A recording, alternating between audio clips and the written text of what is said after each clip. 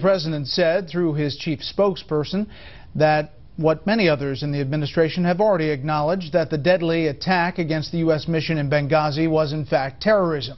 Meanwhile, congressional Republicans want specifics on what was known about security concerns there before the assault and what was known about the perpetrators in the hours afterwards. Here's Chief Intelligence Correspondent Catherine Herridge.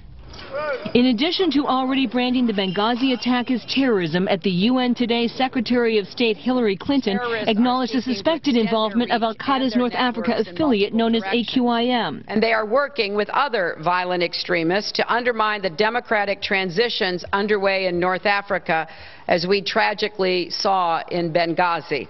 15 days after the attack on the U.S. consulate, the administration's initial claim that it was a demonstration that spun out of control is driving a steady drumbeat of criticism by Republican lawmakers that the president's team was less than forthcoming. We have not been told the truth yet from the administration. On America's Newsroom, the Republican chairman of the House Armed Services Committee blamed the administration's apparent lack of candor on the political calendar. We are getting close to an election, and all I can think of is that they're just trying to keep the facts unknown until after the election. Congressman McKeon, along with 7 Republicans, including the heads of the Intelligence, Foreign Affairs, Appropriations, and Judiciary Committees, wrote this letter of protest to the president. They cite last Thursday's briefing by the Secretary of State and the Director of National Intelligence as leaving many questions unanswered, a sentiment shared by some Democrats right after the classified session. They're still piecing together. They're obviously trying to still figure out who perpetrated the attack. 2 Republican senators on the Foreign Relations Committee are now seeking what they call more timely information. All communications that would include emails and cables exchanged between the State Department and its staff in Libya on the security situation and the attacks. In an interview with NBC News, the Libyan president said once again that the anti-Islam YouTube clip had nothing to do with it.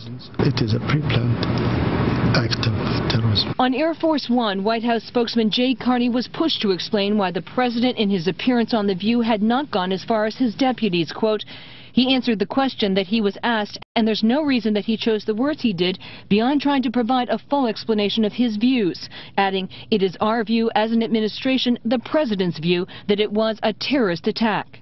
The president's daily intelligence briefing, and whether he receives it in person or reads it from his iPad, is now part of the political debate. A former intelligence official tells Fox that Mr. Obama is seen as more aloof than his predecessors, adding that does not mean he is disengaged. But given the nature of the briefing, the official said it's very personal and often crafted to meet the president's interests and questions. Brett. Catherine, thank you.